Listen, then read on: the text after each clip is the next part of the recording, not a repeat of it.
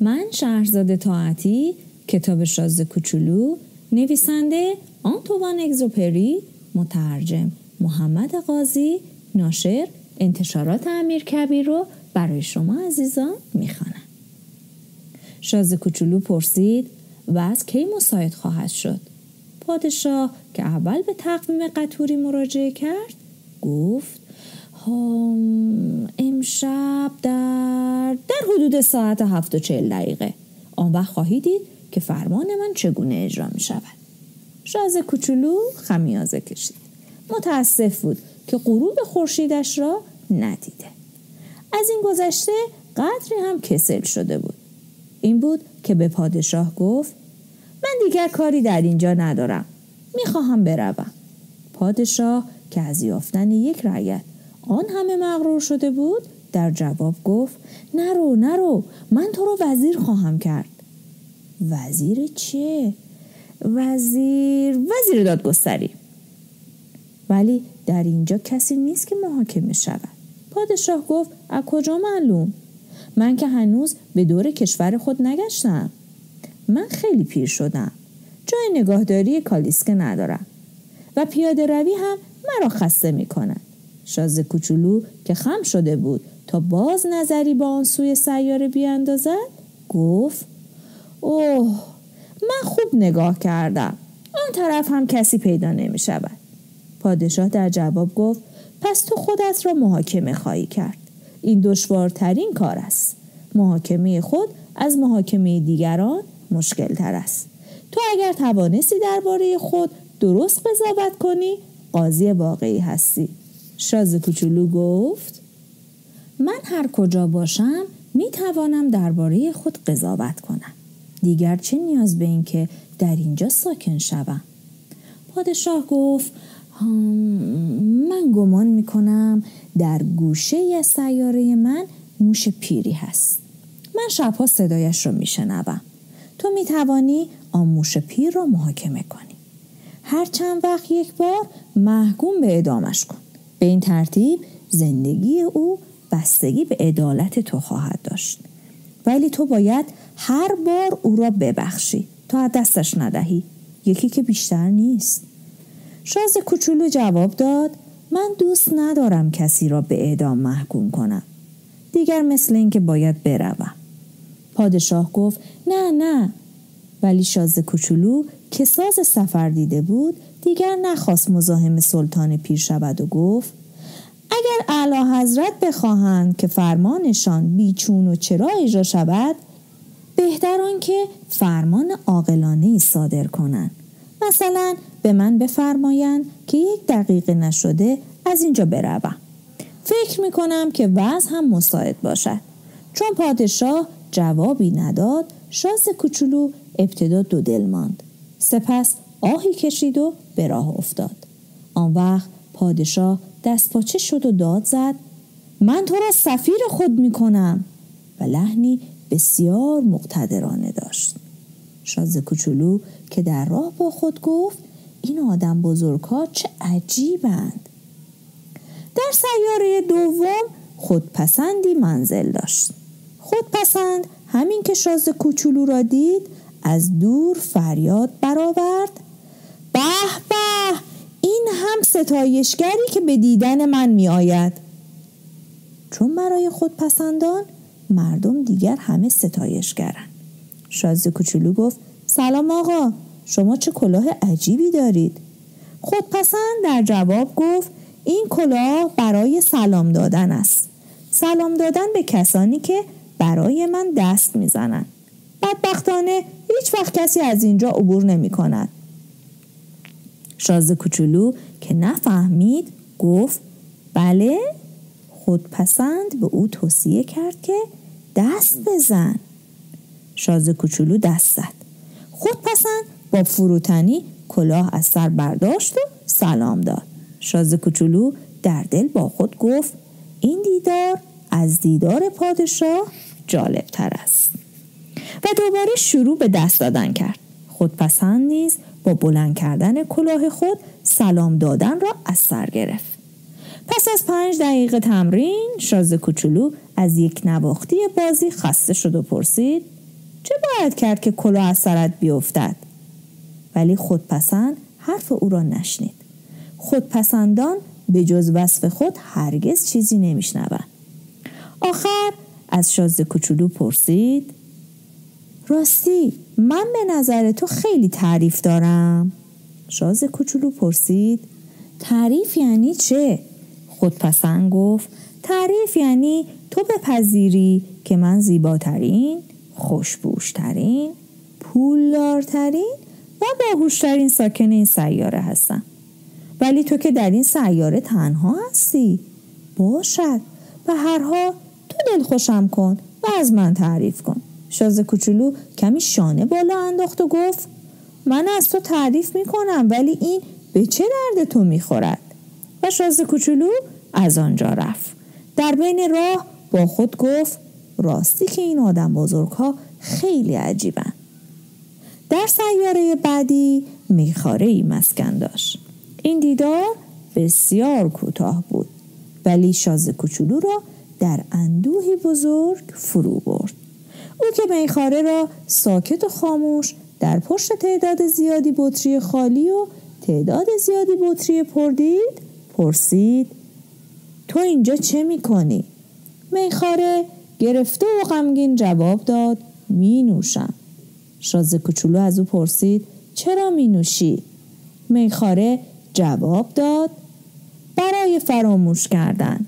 شازده کوچولو که دلش به حال او سوخته بود پرسید: چه چیزی را فراموش کنی؟ میخاره که از خجالت سر به زیر انداخته بود اقرار کرد: فراموش کنم که شرمندم. شازده کوچولو که دلش میخواست کمکش کند پرسید: شرمنده از چه؟ میخاره که به یک بار مهر سکوت بر لب زد گفت: شرمنده از میخارگی. و شازده کوچولو مات و متحیر از آنجا رفت. در بین راه با خود میگفت: راستی که این آدم بزرگها خیلی خیلی عجیبن. سیاره چهارم از آن مرد کارفرما بود. این مرد آنقدر مشغول بود که حتی با ورود شازده کوچولو سر بلند نکرد. شازده کوچولو به او گفت: سلام آقا، سیگارتان خاموش شده است. 3 و 2 5 5 و 7 12 12 و 3 15. سلام. 15 و 7 22 22 و 2 26.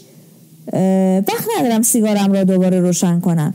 26 و 5 31. آخ، پس این می شود 501,622,731. 500 میلیون چه؟ وا، تو هنوز اینجایی؟ 501 میلیون چیز؟ چه میدانم؟ آنقدر کار دارم که نگو. من یک آدم جدی هستم و وقت خود را به یاوه بافی نمی گذرانم. 2 5 و 7 و... شازده کوچولو که به عمر خود هرگز از سوالی که میکرد دست بردار نبود باز پرسید: آخر 501 میلیون چه؟ کارفرما سر بلند کرد و گفت: در 54 سالی که ساکن این سیاره هستم فقط 3 بار مزاحم من شدن. بار اول در 22 سال پیش که یک سوسک طلایی ناراحتم کرد که خدا میداند از کجا افتاده بود. حیوان صدای وحشتناکی از خود در می آورد و من در یک عمل جمع 4 تا اشتباه کردم. بار دوم در 11 سال پیش به بیماری روماتیسم دچار شدم. من ورزش نمی کنم و وقت گردش هم ندارم. من جدی هستم. بار سومم که حالاست. بلی، داشتم می گفتم 501 میلیون چه؟ آخر کارفرما که فهمید امیدی نیست به این که راحتش بگذارن گفت: میلیون ها از این چیزهای کوچک گاه در آسمان دیده می شوند. مگس؟ نه بابا، از این چیزهای ریز که می درخشن. زنبور عسل؟ نه خنگ خدا، از این چیزهای کوچک طلایی که آدمهای بیکاره را خیالاتی می کنند. ولی من جدی هستم. من وقت خیال بافی ندارم. آها، ستاره ها را میگویی. بله درست است، ستاره ها. خب تو با 500 میلیون ستاره چه میخواهی بکنی؟ 501,622,731. بله من جدی هستم، من حسابم درست است. آخر تو با این همه ستاره چه میکنی؟ چه میکنم؟ خب بله هیچ، من مالک آنها هستم. تو مالک ستاره ها هستی؟ بله، ولی من پیش از این پادشاهی رو دیدم که پادشاهان مالک چیزی نیستن، آنها سلطنت میکنن. موضوع فرق دارد. خب مالک ستاره ها بودن برای تو چه فایده ای دارد؟ فایدهش این است که ثروتمند هستم. ثروتمند بودن چه فایده ای برای تو دارد؟ فایدهش این است که اگر کسی ستارگان دیگری پیدا کند من آنها را میخرم. شاز کوچولو در دل گفت که این مرد هم تا اندازه‌ای مثل میخواره استدلال میکند. با این حال باز سوالهایی کرد. چگونه میتوان مالک ستاره ها شد؟ کارفرما با اوقات تلخی گفت مگر این ستاره ها مال کی هستند؟ من چه میدانم؟ مال کسی نیستن. پس مال من هستن، چون اول بار من به این فکر افتادم. همین کافی است. البته وقتی تو الماسی پیدا میکنی که مال کسی نیست، مال تو است. دیگر وقتی جزیره‌ای کشف میکنی که مال کسی نیست، مال تو است. وقتی تو زودتر از همه فکری پیدا میکنی که آن را به نام خود به ثبت میرسانی و آن وقت آن فکر از آن تو خواهد بود. من هم مالک ستاره ها هستم، چون هیچ کس پیش از من به فکر تملک آنها نیفتاده است. شاز کوچولو گفت این درست، ولی آخر تو با آنها چه میکنی؟ کارفرما گفت من از آنها مواظبت میکنم، میشمارم و باز میشمارمشان. این کار مشکل است، ولی من مرد جدی هستم. شاز کوچولو که هنوز قانع نشده بود گفت من اگر شال گردنی داشته باشم میتوانم آن را به دور گردنم بپیچم و با خودم ببرم. اگر گلی داشته باشم میتوانم گلم را بچینم و با خودم ببرم. ولی تو که نمیتوانی ستاره ها را بچینی؟ نه، ولی میتوانم آنها را در بانک بگذارم. یعنی چه؟ یعنی من تعداد ستاره های خود را روی یک ورق کاغذ می نویسم و بعد آن ورقه را در کشویی می گذارم و در آن را قفل می کنم. همین؟ بلی که همین.